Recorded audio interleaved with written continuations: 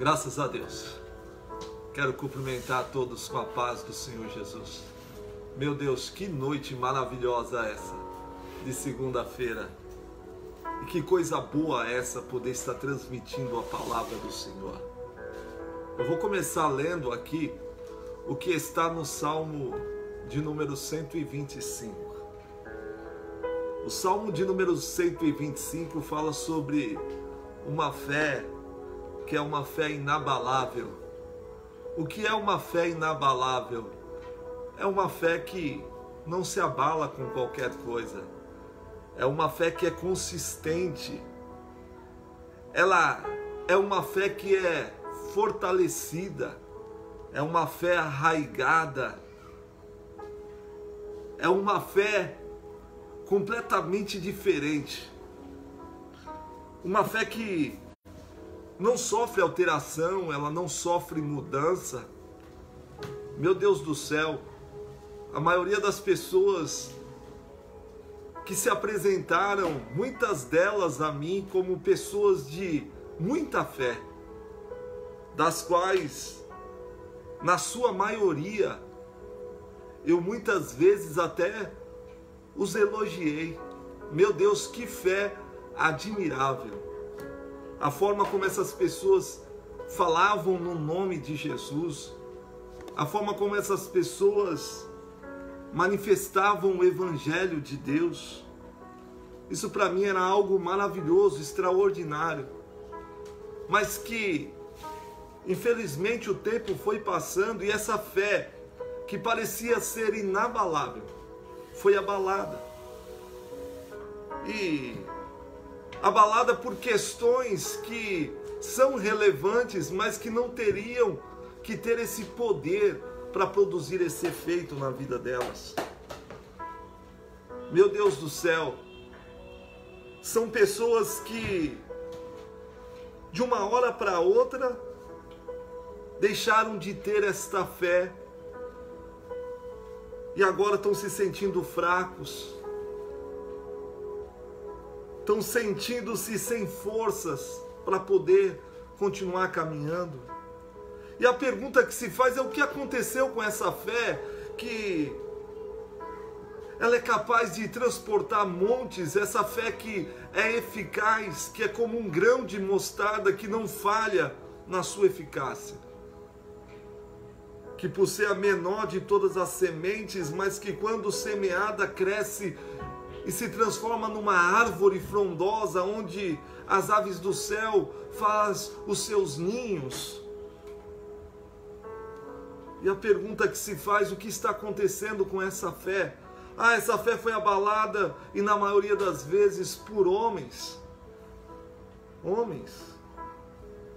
Pessoas que muitas vezes nós confiamos, ou por causa da ingratidão de alguém, ou por causa da falta de consciência de alguém, ou porque muitas vezes esse alguém não nos enxergou da forma como se deveria enxergar. E muitas vezes por causa da decepção, da frustração, o desânimo vai se apresentando e a gente fica se perguntando: será que tudo que eu fiz até agora foi em vão? Porque parece que as pessoas esqueceram. Meu irmão Edson, que nesse momento está assistindo, um irmão que eu tenho muita alegria por ter conhecido e continuar o conhecendo. A maioria das minhas histórias faz parte delas. E a maioria das minhas histórias faz parte delas de coisas maravilhosas que aconteceram, de experiências extraordinárias com o Senhor. E que hoje está vivendo talvez esse momento de tristeza, né? De decepção. Mas Deus continua olhando para ti, meu irmão. Deus continua olhando para ti e Ele continua com o mesmo sentimento que Ele tinha antes. Esse sentimento de amor. E a vontade de Deus é que você permaneça firme. A vontade dos homens é que você pare, que você saia de cena, que você se entristeça mesmo e que você meta os pés pelas mãos, que você cometa erros dos quais estas pessoas, elas vão olhar para você e vão dizer: eu não falei que era assim. Mas eu vejo Deus olhando para ti, vendo você de uma forma diferente, como alguém especial, como alguém que tem um dom e que carrega esse dom, que não pode parar de forma alguma. O Salmo 125 diz: os que confiam no Senhor são como os montes de Sião, que não se abala, mas que ficam firmes para sempre. Como em redor de Jerusalém estão os montes de Sião, assim o Senhor está em derredor do seu povo, desde agora para sempre. E todos nós sabemos que Jerusalém foi palco, cenário de brigas, guerras, batalhas que foram travadas. Os montes de Sião assistiram a tudo isso que aconteceu. E mesmo diante de todos esses acontecimentos, os montes de Sião permaneceram ali firmes e inabaláveis. E o Senhor usa o exemplo dos montes de Sião para dizer que assim como os montes de Sião estão à volta de Jerusalém, assim o Senhor está à volta do seu povo. Significando dizer que quando você confia no Senhor, o Senhor se transforma num escudo à sua volta para te guardar de todo ataque, seja ele visível ou invisível. O Senhor é aquele que está te guardando, como diz no próprio Salmo. Ele é o guarda de Israel, o guarda fiel que não tosqueneja, que não dormita, aquele que te guarda. Ele é assim. O Senhor é um escudo, uma fortaleza, nos guardando. E assim como os montes de Sião estão à volta de Jerusalém, o Senhor está à volta do seu povo. Meu Deus do céu, nós estamos sendo guardados pelo Senhor. Os montes de Sião só assistiam tudo o que acontecia e não podiam fazer absolutamente nada. Mas o Senhor não. O Senhor, Ele está nos assistindo, está vendo tudo que nós estamos passando aqui nessa vida. E o Senhor está agindo, o Senhor está trabalhando em favor daqueles que nele esperam, daqueles que confiam no Senhor. Aqueles que confiam no Senhor creem na sua palavra, creem naquilo que o Senhor fala, naquilo que o Senhor diz. Se o Senhor diz que Ele é escudo, que Ele é fortaleza, que se Ele diz que maior é Ele do que aquilo tudo que está presente no mundo, se Ele diz que é por nós e ainda manda dizer a quem quer que seja, quem será contra nós? Se Ele diz que é conosco, nós temos que acreditar. Eu, por exemplo, acredito que até aqui o Senhor tem nos ajudado. E amanhã, se o Senhor permitiu acordar cedo, eu vou continuar crendo nesta mesma palavra. E por que eu vou continuar crendo? Porque é essa palavra que tem produzido essa fé no meu coração. Essa fé que não está avaliada em resultados. Independente do que aconteça ou deixe de acontecer, a minha fé continua firme no Senhor. Essa confiança. No passado, quando nós lemos as histórias que aconteceram na época antiga, o que nós vemos são homens que confiaram no Senhor e que por ter confiado no Senhor, o Senhor os livrou da fornalha de fogo, o Senhor os livrou da cova dos leões.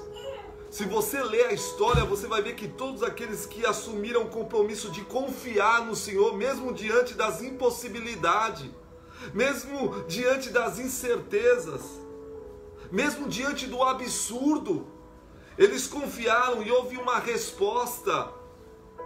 Deus mostrou que estava presente na vida deles. Se você ler a história de Josué, quando estava ali diante de Jericó e ouviu a voz do Senhor para dar voltas ali naquelas muralhas, e ele simplesmente confiou no Senhor. Ele fez o que o Senhor disse, dê 7 voltas. Mais nada, ele fez justamente o que o Senhor pediu para ele fazer. E o que aconteceu? as muralhas caíram. O fato das muralhas cair não é tão relevante. O que é relevante é a confiança que Josué teve, trazendo a ideia para nós que se nós confiarmos no Senhor, não importa o que esteja acontecendo, você simplesmente vai continuar caminhando, fazendo o que o Senhor disse, que nós temos que continuar caminhando para frente. Quanto mais você estiver caminhando, o que tiver diante de você vai caindo por terra. Não importa o nome que tenha aquilo que seja um obstáculo na tua vida, pode ser o que for. Confie no Senhor, continue andando, e as coisas vão continuar acontecendo. O que eu vejo nas histórias que são passadas é que os antigos, eles simplesmente creram, como Abraão: sai da tua terra, do meio da tua parentela e vai, e caminha para uma terra que eu te mostrarei. Ele simplesmente confiou, ele foi, sem saber para onde estava indo, ele simplesmente confiou numa voz, e foi, e provou, teve a experiência. Meu Deus do céu, é uma confiança que não está ligada a coisas que tem que acontecer no momento. Não, tem a ver com aquilo que se espera. E assim ele confiou. E assim tantos no passado confiaram no Senhor e viram as manifestações de Deus e o seu poder. No Novo Testamento nós vemos que muitos confiaram no Senhor também e foram abençoados. Na grande maioria eram pessoas de fora, porque os de dentro eram tudo incrédulo. Aonde os de fora não precisavam ver sinais nenhum para crer, como o centurião de Cafarnaum, que estava com seu servo enfermo, doente, em Mateus capítulo 8, e Jesus falou: eu vou na tua casa. Ele falou: não precisa, apenas uma palavra sua e o meu servo, o meu criado será curado. Jesus falou: eu nunca vi tanta fé em Israel. Fé é isso, que Jesus não tem que provar nada, simplesmente você crê. Você crê, você descansa no Senhor. E aquele centurião, ele demonstrou uma fé maior do que a fé do povo de Israel, dos judeus. Você pega aquele leproso, quando Jesus desceu do monte, em Mateus capítulo de número 8 também fala desse leproso, que não pressionou Jesus dizendo: você é o culpado de eu ser assim, você vai ter que me mudar, eu exijo, eu determino. Não, ele falou: se tu quiseres, tu podes me transformar no homem limpo. Só depende do Senhor, isso é fé. Aqueles 4 homens lá em Cafarnaum que levaram aquele paralítico, aquele homem que estava em cima de um leito tetraplégico, porque creram que Jesus podia curá-lo. Eles levaram mesmo diante das dificuldades, atravessaram todas elas. E quando chegou lá, Jesus olhou, e o que se diz é que Jesus viu a fé deles. E que fé era essa? Fé simplesmente crendo que se aquele homem se aproximasse de Jesus, ele seria curado. E foi justamente o que aconteceu.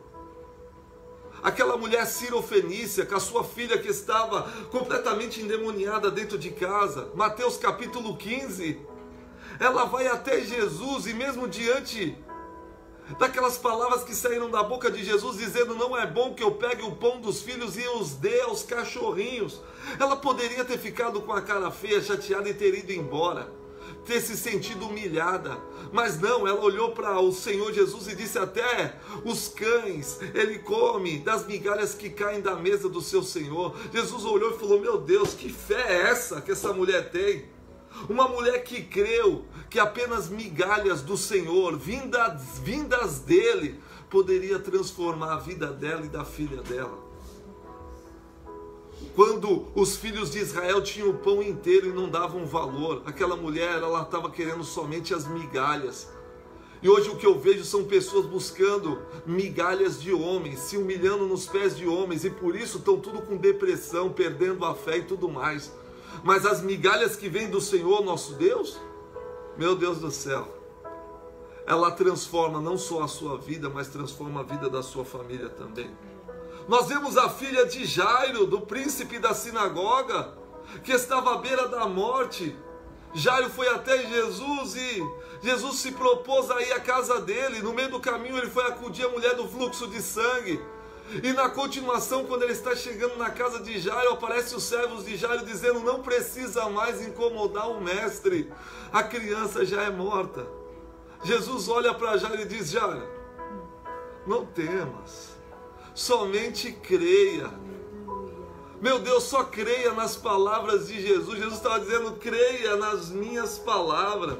Diante do túmulo de Lázaro, Lázaro já morto há 4 dias, Maria e Marta faz toda aquela cena, aquele drama. Se o Senhor tivesse aqui, o nosso irmão não teria morrido.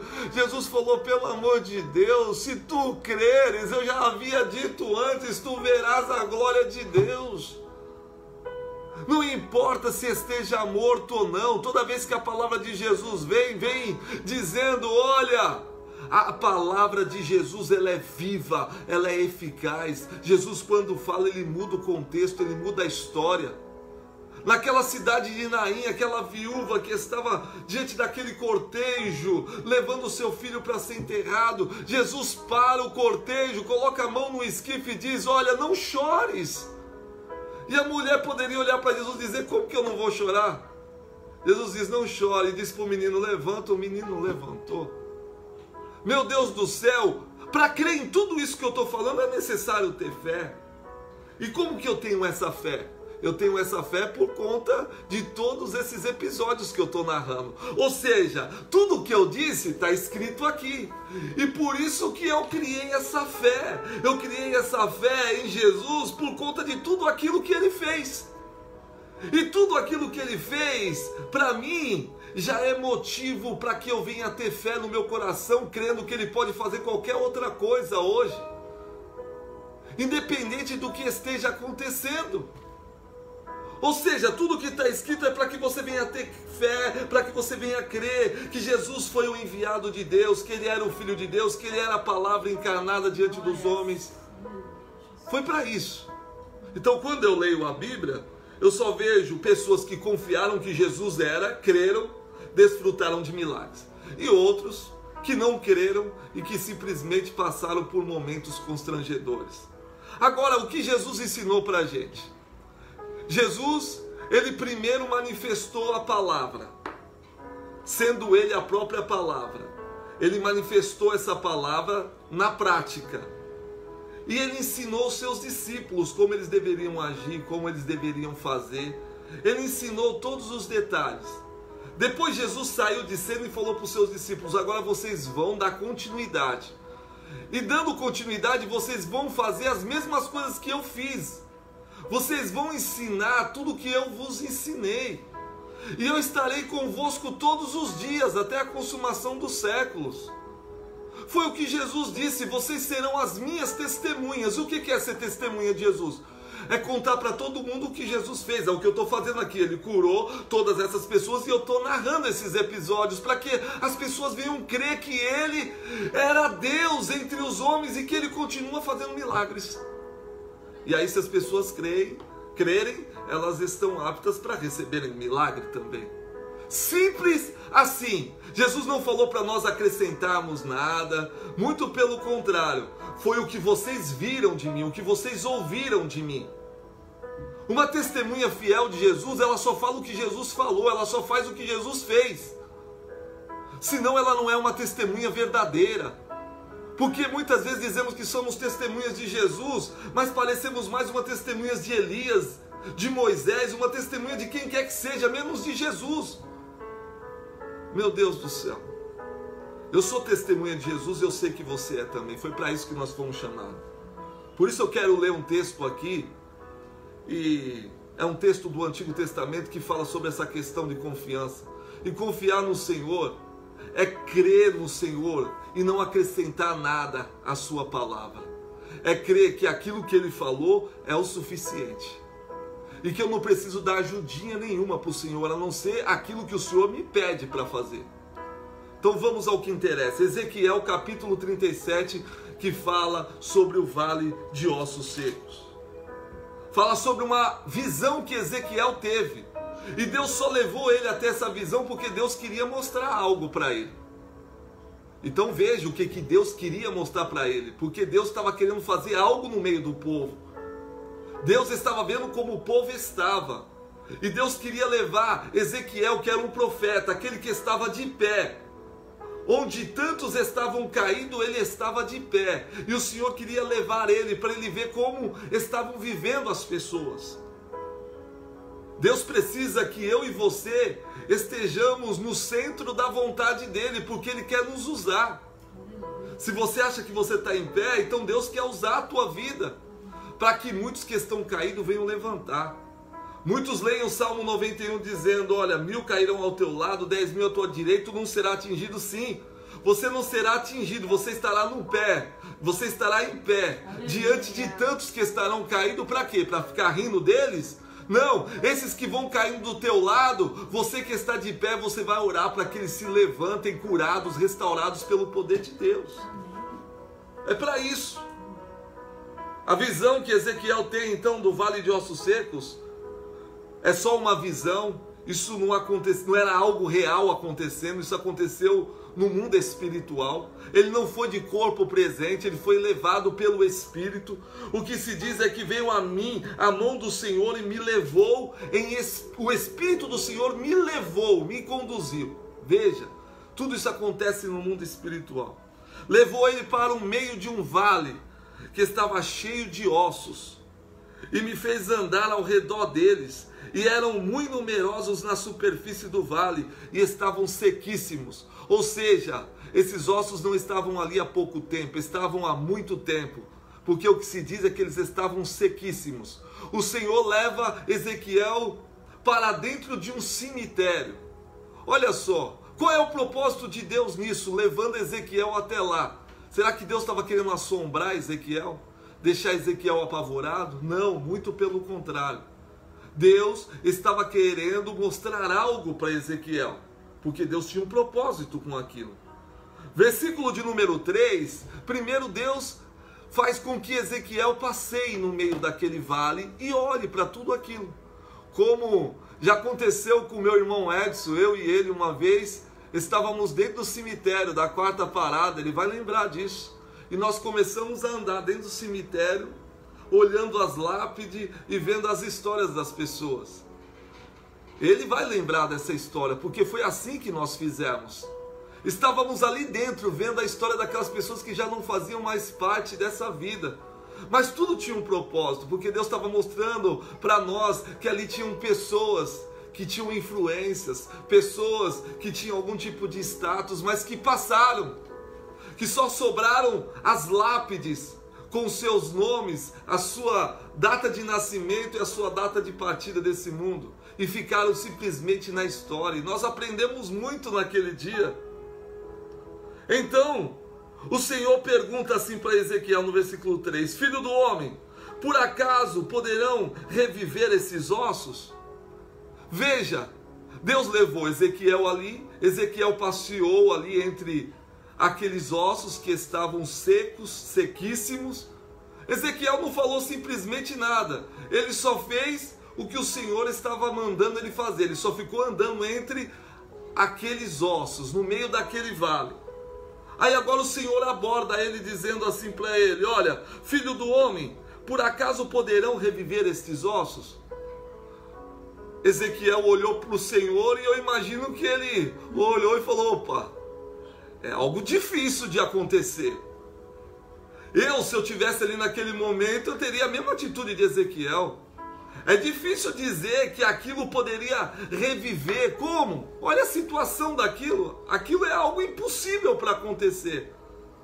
Porém, Ezequiel, olhando para o Senhor e confiando no Senhor, ele diz o seguinte, olha, Senhor Deus, Tu o sabes. Ou seja, eu não sei, mas Tu sabes. Se o Senhor disser que eles podem reviver, eu creio.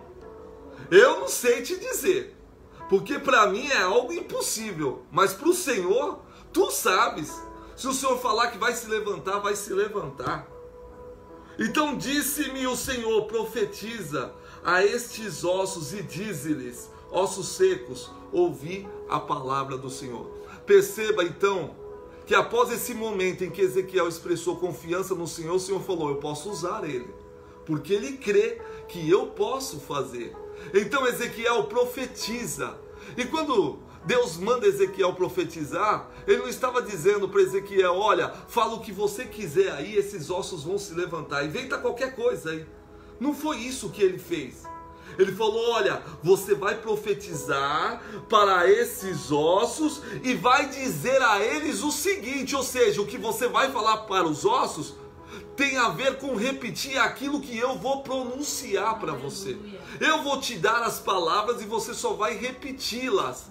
Ou seja, toda vez que eu profetizo na vida de alguém, eu profetizo usando a palavra, porque a palavra saiu da boca de Deus. A palavra que saiu da boca de Deus, ela tem poder. A minha palavra não tem esse poder, mas a palavra de Deus tem. A minha palavra muitas vezes produz uma falsa esperança, uma falsa alegria no coração das pessoas, produz muitas vezes uma alegria momentânea que depois se transforma em tristeza, porque muitas vezes não se cumpre. Eu caminhando com o Senhor durante esse tempo, no início da minha caminhada, eu comecei a olhar para as pessoas e vendo que todo mundo fazia isso dentro da igreja, então eu achei que eu tinha que fazer também. E eu começava a olhar para as pessoas e eu começava a dizer para elas: olha, a sua situação vai mudar, e não sei o que, e as pessoas se enchiam de esperança. Elas se encherem de esperança era bom, mas quando eu dizia aquilo para elas, eu dizia como se Deus estivesse dizendo. E depois, num tempo caminhando com o Senhor, eu descobri que muito daquilo que eu falava não tinha nada a ver com Deus. Sabe por quê? Porque eu fiz prova com Deus. Muitas outras vezes me veio esse mesmo sentimento e eu falei: bom, se for Deus eu vou provar agora. E aí sabe o que aconteceu? Eu me frustrei. E a partir daquele momento eu parei de fazer isso. Você está entendendo? Porque eu tenho que confiar na palavra que vem do Senhor. Muitas vezes é o meu desejo de ver alguém melhorar, mas eu tenho que tomar cuidado quando eu profetizo dizendo: assim diz o Senhor, porque muitas vezes não é o Senhor que está dizendo, muitas vezes sou eu que estou querendo falar algo de bom para alguém. É por isso que eu prefiro ficar com a palavra, porque quando eu profetizo a palavra, quem se responsabiliza é Deus, porque a palavra é de Deus, saiu da boca dele, foi ele quem disse. Quando eu digo, então eu assumo o compromisso. Olha, daqui 10 dias Deus vai fazer isso. Meu Deus do céu, eu já ouvi tanta coisa, que se eu fosse falar aqui, eu iria passar a noite inteira falando do que eu já ouvi e de coisas que nunca aconteceram. Já disseram para mim que eu iria ficar rico. Disseram isso para mim. Pode ser que eu fique um dia, mas disseram isso para mim há mais ou menos 16 anos atrás. A pessoa que disse isso para mim já faleceu. Eu fui até no enterro dessa pessoa. E eu não fiquei rico, eu fiquei rico da presença de Deus. Mas esse rico de dinheiro, não. Agora, eu não estou dizendo que eu não vá ficar. Mas o que eu digo é o seguinte: por que Deus usaria alguém para dizer que eu iria ficar rico, sendo que isso iria demorar tanto tempo? Deus iria criar essa ansiedade no meu coração, fazendo eu ficar todo dia questionando Ele: Senhor, o Senhor disse que eu iria ficar, cadê o meu trabalho, o meu dinheiro, cadê? Não. Eu disse: Senhor, eu confio em Ti. E eu sei que o Senhor é aquele que não desampara. O Senhor, Ele diz na sua palavra em Hebreus: eu nunca vos deixarei, nunca vos desampararei. O Senhor, Ele é o meu pastor. O Senhor é aquele que tem cuidado de nós. Sendo assim, eu caminhei a minha vida não em profecias feitas por homens, mas em relação à palavra que saiu da boca de Jesus, e assim eu tenho vivido. Eu poderia contar aqui inúmeros milagres, inúmeras bênçãos.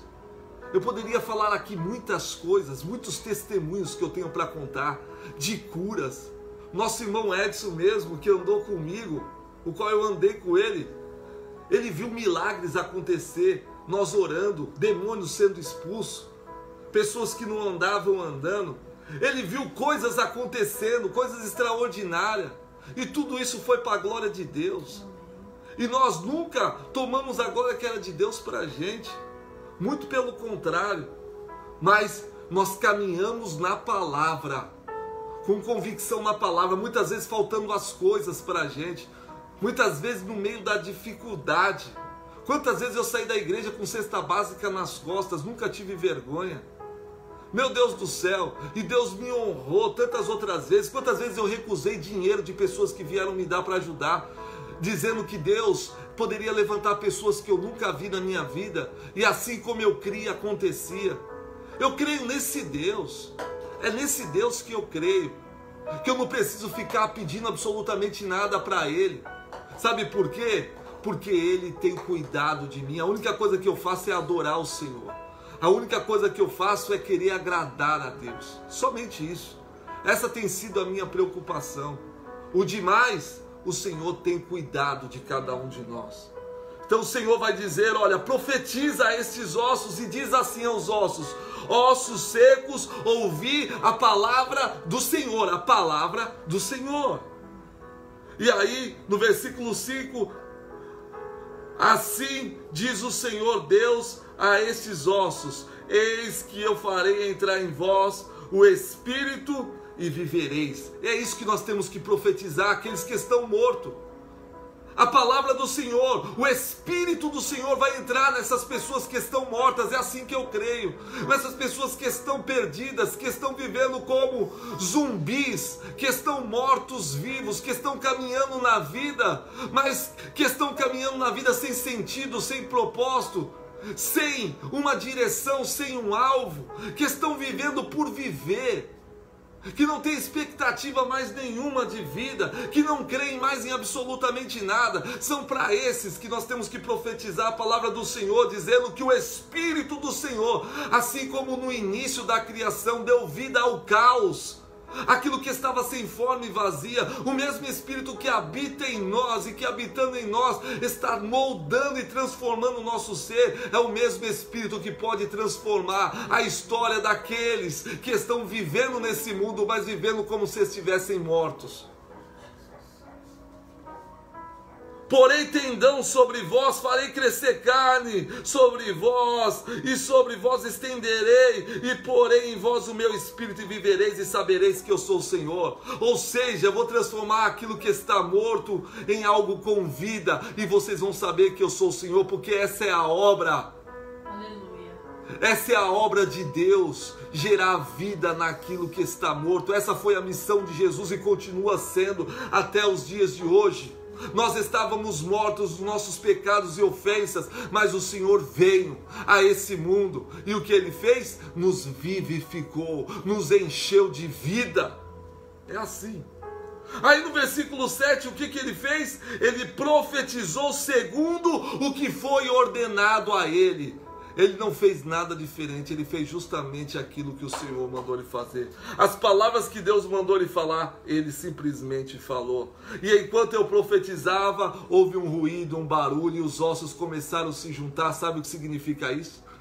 Que quando você faz justamente o que o Senhor mandou, sem precisar acrescentar absolutamente nada, porque Deus não precisa disso, sabe o que acontece? O milagre começa a ser manifestado. E foi assim que aconteceu naquele cemitério. O cemitério começou a se transformar num lugar maravilhoso, porque o lugar onde havia morte agora estava começando a nascer vida. E quando nós falamos desses desertos, esse deserto pode ser a nossa casa, pode ser a nossa própria vida, pode ser a igreja que nós congregamos, pode ser o nosso trabalho. Sim! E dentro desses lugares, o que eu tenho que fazer? Confiar no Senhor. E de que forma? Falando aquilo que o Senhor disse para mim falar, profetizando as palavras dele, dizendo: haja vida nessa casa, haja vida nesse trabalho, só isso. Glória a Deus. Aí o seu trabalho vai ser diferente, a sua casa vai ser diferente. Porque o que está faltando para esse mundo se transformar num mundo melhor, está faltando esse mundo absorver o Espírito de Deus, ter a presença de Deus. Qualquer ente nesse mundo que tem a presença de Deus se transforma num ente melhor, porque ele passa a ter vida em si mesmo, e essa vida não vem dele, ela vem do Senhor. Ele fez justamente como o Senhor havia lhe mandado, e aí houve resultados.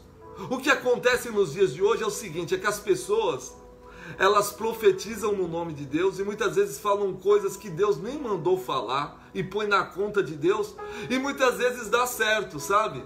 Acontece, o milagre acontece.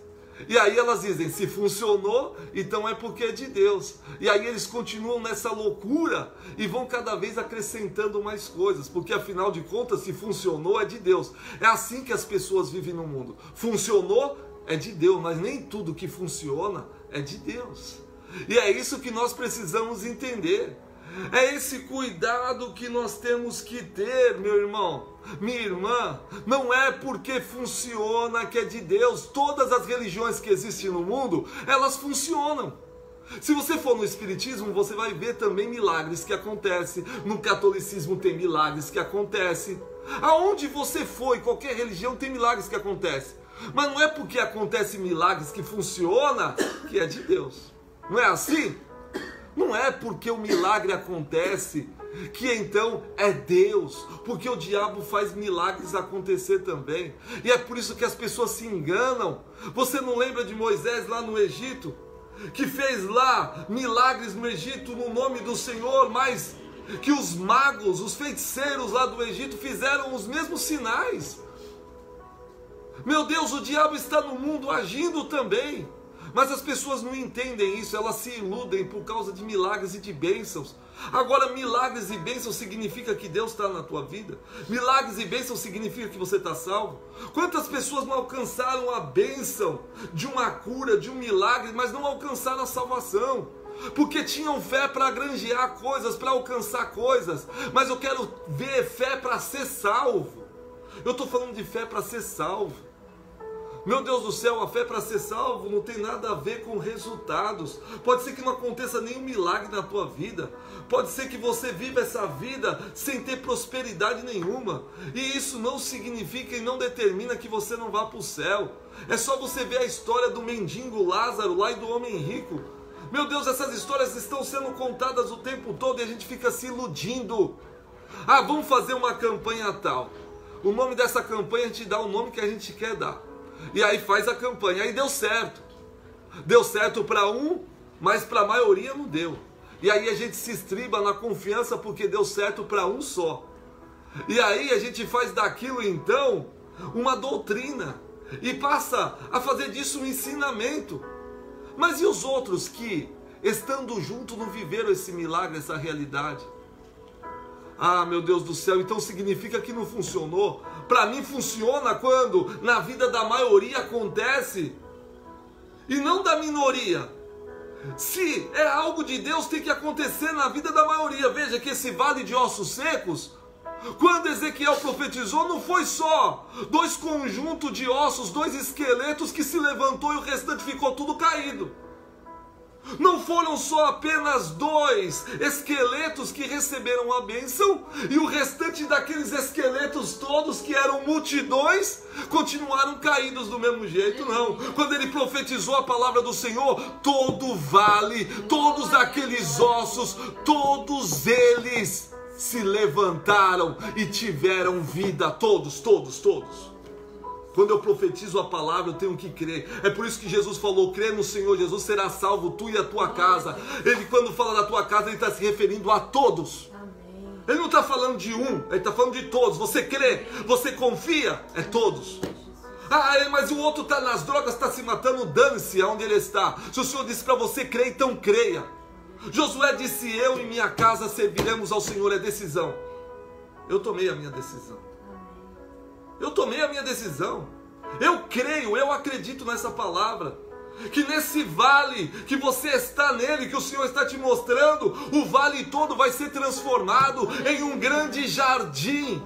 Aquilo que está morto vai passar a ter vida. Acredite nisso, isso é fé. Porque acreditar que somente um esqueletinho vai se levantar e sair andando, isso para mim não é fé não. Fé é acreditar que todo esse vale vai se levantar. Fé é acreditar que essa cidade de São Paulo, que essa nação brasileira, que as nações, que elas vão se converter ao Senhor. Isso é fé. É essa fé que eu tenho. É essa fé que Simeão tinha.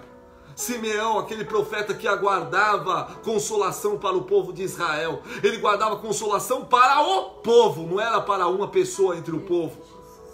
E sabe o que foi dito a ele? Que ele não fecharia os olhos antes de ele ver a salvação para o povo. E ele já velho de idade. ele teve a revelação do menino Jesus com Maria e o seu pai José no templo. E naquele momento ele falou: Senhor, pode despedir o teu servo, porque os meus olhos viram a tua salvação. Salvação que o Senhor preparou para todos os povos. Eu, quando olho para o mundo, eu vejo o mundo salvo, porque a salvação já chegou no mundo. E sabe por que as pessoas não são salvas? Porque elas não creem na salvação. Meu Deus do céu, Jesus naquela cruz era o próprio Deus reconciliando o mundo consigo mesmo. O mundo já foi reconciliado com Deus, mas o mundo não entende isso. É por isso que vive como quem vive desreconciliado, como se estivesse separado de Deus. Bom, todo o vale, ele profetizou, e o que foi que aconteceu? Um vento soprou, o vento do Espírito, e coisas aconteceram, como aconteceu com aquele rio, onde Moisés simplesmente tocou nas águas e ele se abriu. O mesmo vento que soprou lá, soprou aqui, é o mesmo vento que está soprando aí onde você está agora. Está tirando aquilo que é causa de morte da tua vida, está tirando aquilo que é causa de morte da minha vida. Meu Deus do céu, você que está no meio desses ossos que estão sequíssimos e que estão mortos, não é para você se deitar e ficar igual a eles. Deus não te levou a esse contexto para que você se transforme com os tais que estão vivendo essa realidade de zumbi. Não, Deus te colocou entre os que estão mortos para você profetizar a vida. Aonde Deus te colocou não foi para você ficar com conversa fiada. Dentro da igreja, muitas vezes onde você está, você sabe que tem um monte de gente morto, você sabe que tem obreiros mortos à sua volta, pastores mortos à sua volta. Deus te colocou aí para que você seja uma luz aí, para que você seja vida no meio deles, não para que você seja um zumbi como eles são. Meu Deus do céu, você nunca vai entender isso. Muitas vezes nós estamos no meio desse povo como eu estive. Estive em várias igrejas aonde eu disse: meu Deus, o que é isso? Isso não é arrogância, não é prepotência, eu estou falando do que eu vivi. Eu vivi nos bastidores e eu vi o que acontecia, e era vergonhoso. Pessoas do lado de fora que viviam melhor do que os que estavam do lado de dentro. E é por isso que eu nunca quis imitar nenhum deles. Eu dizia: Senhor, eu estou aqui, mas eu não estou aqui para ser como qualquer um deles. O Senhor me colocou aqui para me ser diferente. E eu sempre acreditei que os que são diferentes é que faz a diferença. Ah não, eu vou ficar aqui fazendo tudo o que eles fazem, e aí vão mudar quando? Quando?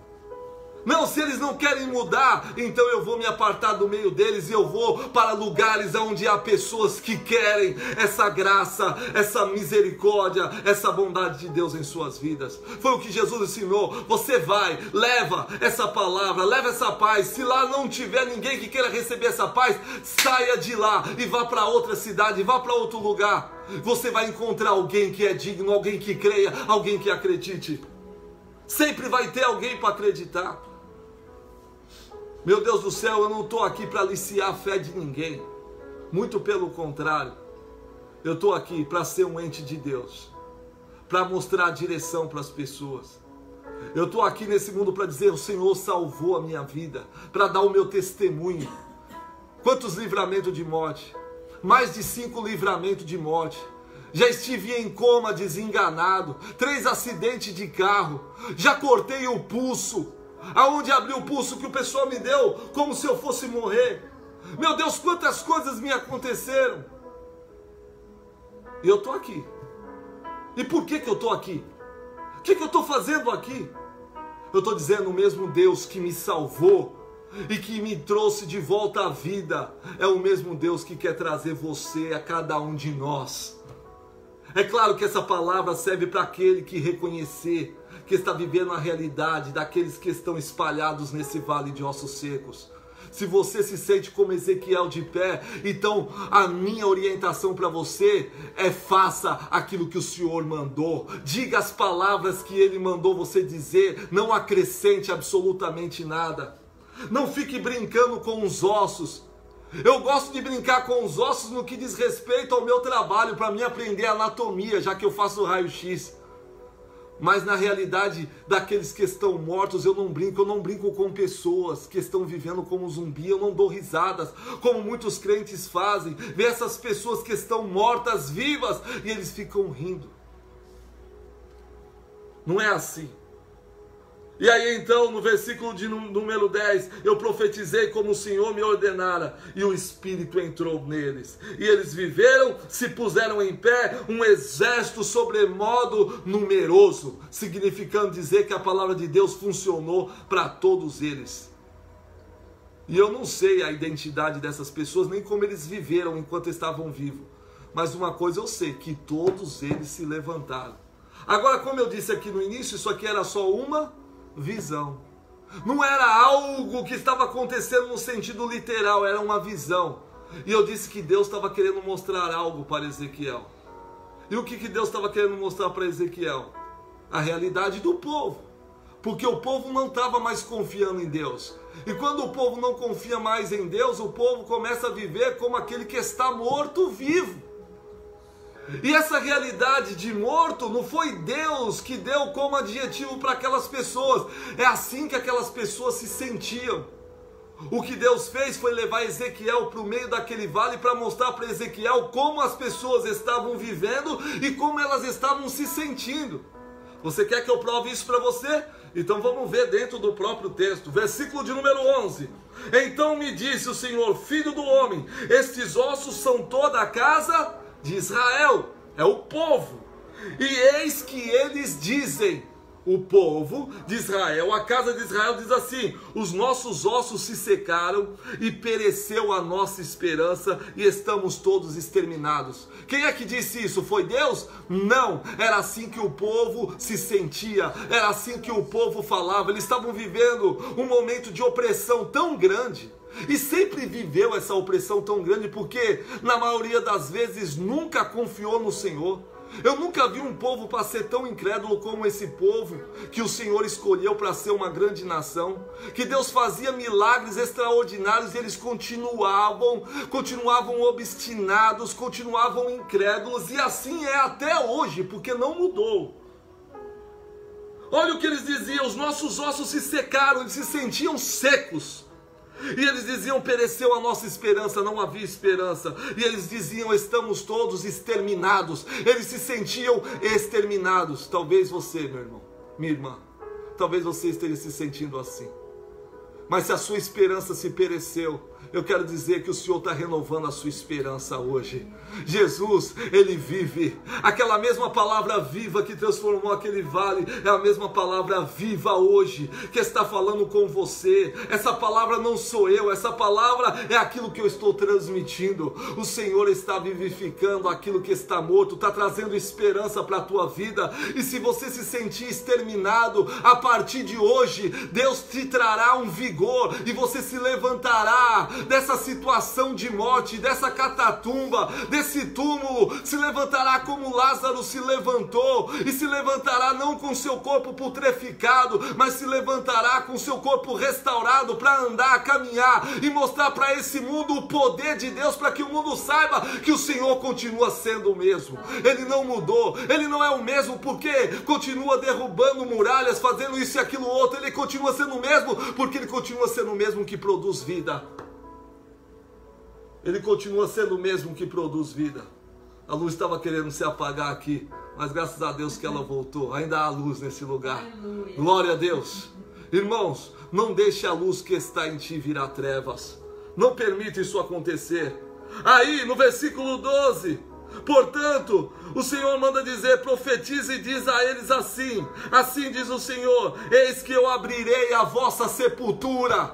O Senhor está dizendo, eu vou abrir a sepultura. Olha só, mas não é para você cair dentro não. Quantas vezes eu não estava na igreja que eu ouvi o pastor falando, aqui dentro dessa igreja eu vejo 7 sepulturas se abrindo, e as pessoas tudo desesperadas, sem saber quem era. Será que sou eu? Será que sou eu? Todo mundo em pânico. Deus, quando diz que vai abrir sepultura, não é para você ser enterrado.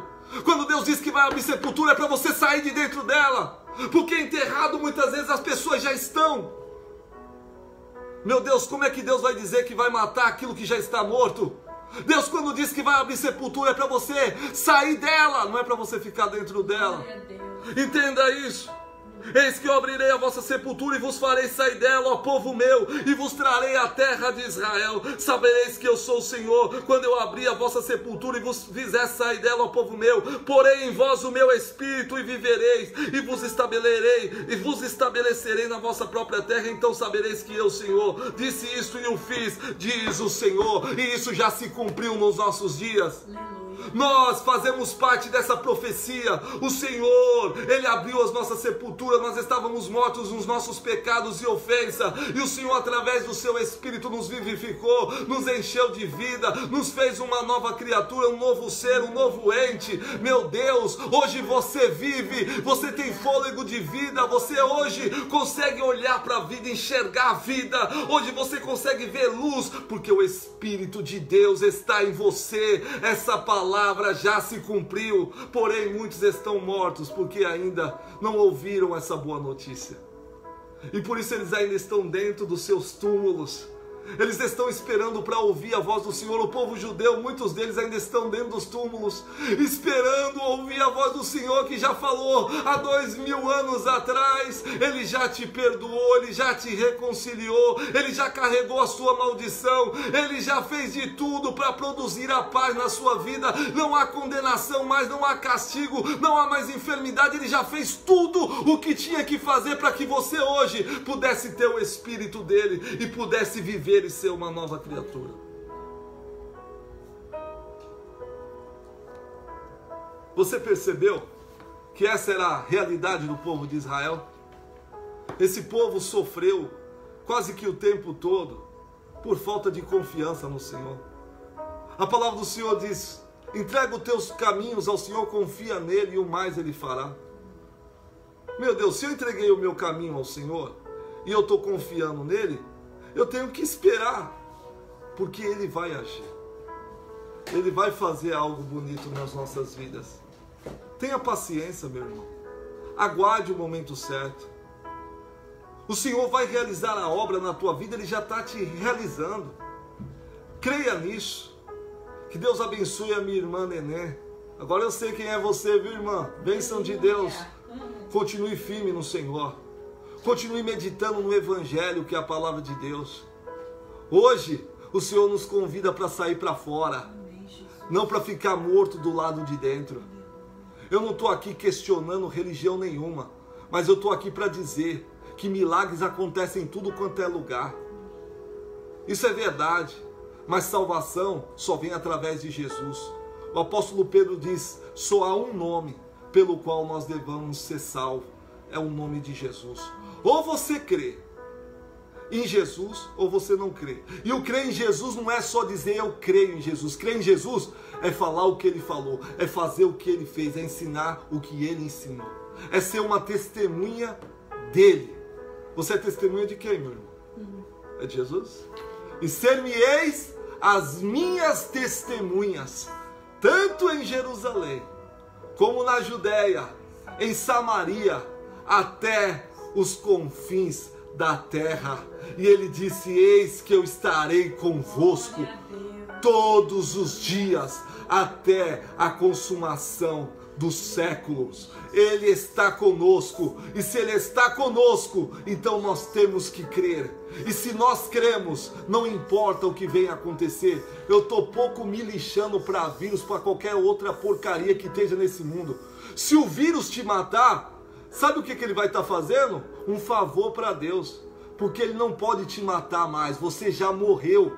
Quando você sair dessa vida é para entrar na outra, numa vida melhor. Sendo assim, aonde está, ó morte, a tua vitória? A morte, ela foi derrotada pela vitória.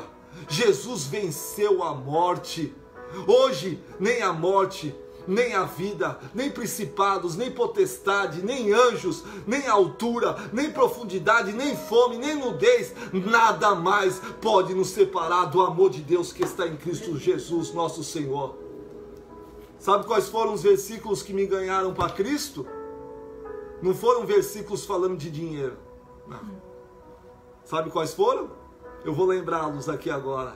Há 17 anos atrás, eu tinha um medo terrível de morrer. Eu perguntava para o meu pai, pai, o que acontece quando a gente morre? E ele dizia, filho, se você morrer é como um cachorro, morreu, acabou. E eu dizia assim, não é possível que eu nasci para minha história acabar assim, já era. Não, eu não aceito isso. Uma borracha que passou e acabou, não. Aí eu ia perguntar para o outro falava a mesma coisa. O outro dizia, não, você vai reencarnar de novo e você vai se transformar em qualquer coisa. Eu falei, meu Deus, não é possível. Não é isso, o meu coração não se aquietava. Aquele medo continuava tomando conta da minha vida, isso já muito novo. Aí um belo dia, lendo a palavra de Deus, eu cheguei em João capítulo 11, e aí essa história ficou na minha mente, no meu coração. Eu encontrei a resposta para aquilo que me causava terror e medo. A resposta veio através de Jesus.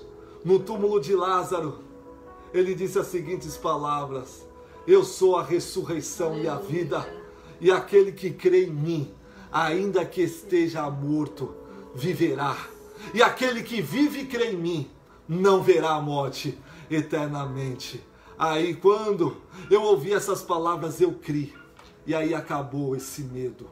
Hoje eu vivo sem pensar no que pode acontecer. Eu falo sobre a morte todos os dias. Sabe por que eu falo? Porque hoje eu creio que saindo dessa vida, eu vou iniciar uma vida de verdade. E sabe por quê?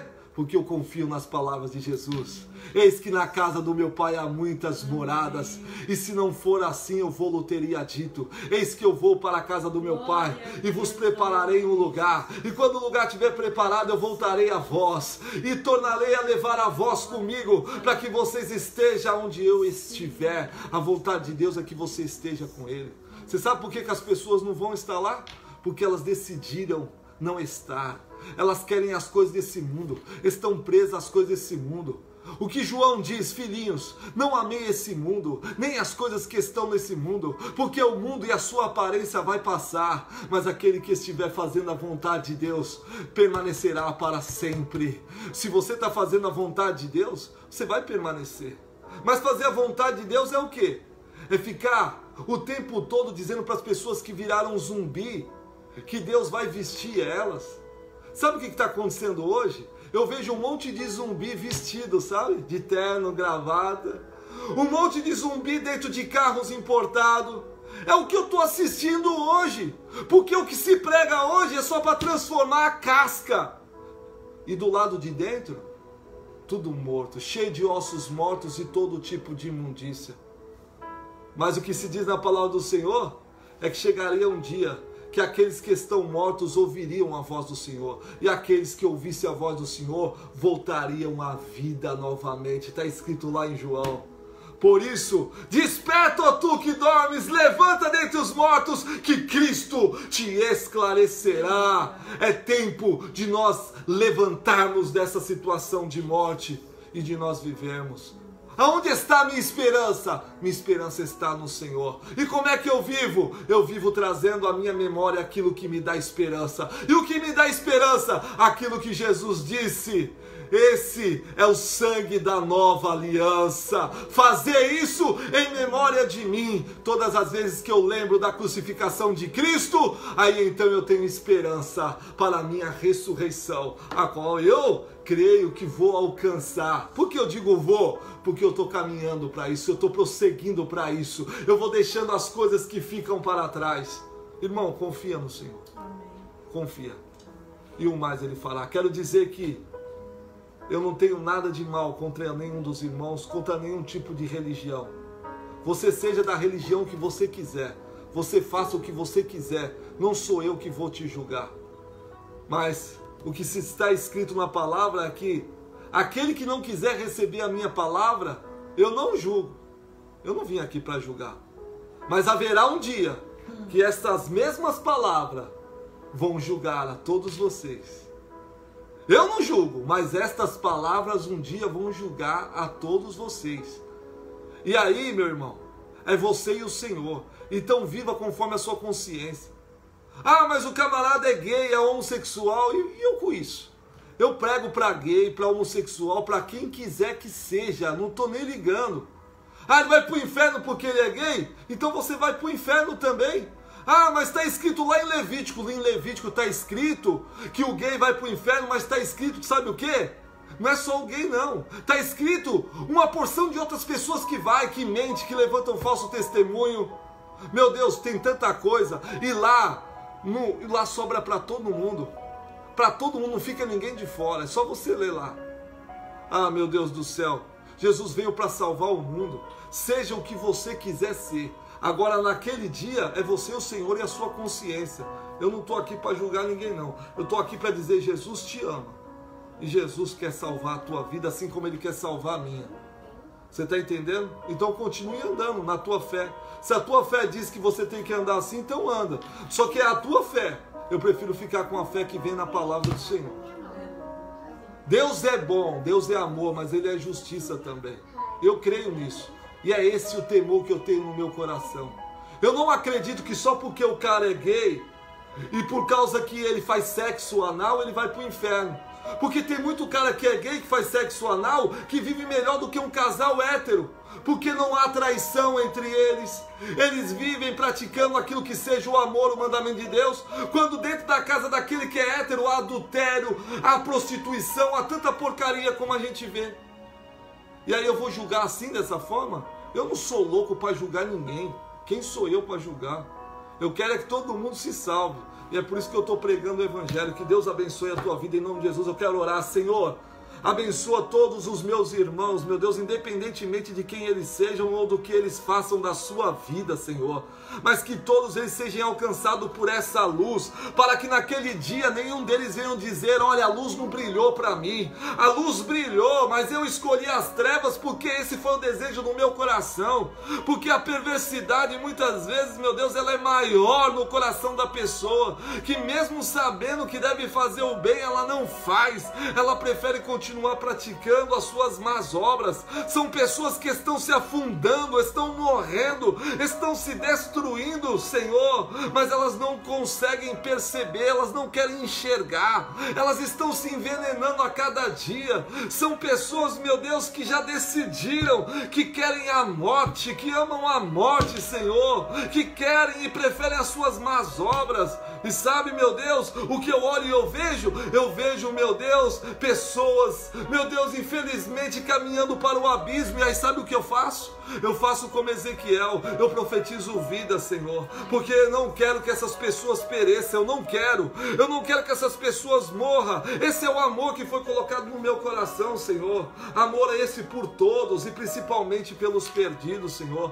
Por isso salva essas pessoas, meu Deus, que perderam a vontade de viver, o prazer de viver. Essas pessoas, meu Deus, que dentro dela não existe mais expectativa de vida e que andam do lado de fora mostrando que estão felizes, mostrando, meu Deus, que estão bem quando na verdade não estão. Meu Deus, pessoas que querem mostrar que são mais santas do que a outra, não são. Meu Deus, eu sei que não são, Senhor, eu sei, porque eu sou humano como todas essas pessoas. Eu sei a luta que é, a batalha que nós vivemos entre a carne e o nosso espírito, Senhor. Eu sei muito bem que o processo para ser nova criatura é um processo contínuo, não é fácil. Eu posso mudar um hábito na minha vida, mas mudar uma vida é algo, meu Deus, que exige muito esforço. O reino de Deus é conquistado pelo esforço. Não é só levantar a mão e dizer já acabou, pronto, já está tudo decidido, está tudo feito. Não é assim. As coisas para acontecer é necessário a prática, o exercício. Nós temos que nos preparar, como o apóstolo Paulo diz, que aqueles que estão no mundo para ganhar uma coroa que se corrompe, eles se preparam, e nós temos que nos preparar de tal forma. Nós temos que entender que aquele que quer se encontrar com Deus, ele precisa estar com as suas vestes limpas, que sejam alvas as suas vestes, que elas estejam lavadas no sangue do Cordeiro, para que você venha ter o direito de assistir, meu Deus, e ter o fruto da árvore da vida. Meu Deus, muitas coisas que aconteciam no passado estão acontecendo tudo de novo. Sabe por quê? Porque o teu povo é obstinado, continua cometendo os mesmos erros do passado. Estão, meu Deus, ao invés de ressuscitar vidas, estão ressuscitando, meu Deus, templos como o templo de Salomão. ressuscitaram, estão ressuscitando a Arca da Aliança, meu Deus, estão ressuscitando tudo aquilo que não tem valor nenhum para os nossos dias, Senhor. E as vidas que estão carregando essas coisas são vidas de homens que estão mortos. Eu vejo zumbis carregando a Arca da Aliança, eu vejo zumbis, meu Deus, Senhor Deus, agindo dessa forma, Senhor, construindo templos e mais templos, quando tudo isso já foi destruído, e o novo templo é esse, onde habita o Espírito do Senhor. O Espírito do Senhor habita em mim, Ele habita em você. Senhor, obrigado por essa noite. Abençoa todos os meus irmãos e dê a paz a eles, Senhor. Em nome de Jesus Cristo, meu Deus. Que o Senhor, meu Deus, tenha misericórdia de mim. Tenha misericórdia de nós, Senhor. Nós precisamos da Tua salvação. E que esse amor, meu Deus, não se aparte das nossas vidas, Senhor. Que o Teu Espírito nos desperte para esse tempo que nós estamos vivendo. Em nome de Jesus, amém. E graças a Deus. Obrigado, Senhor.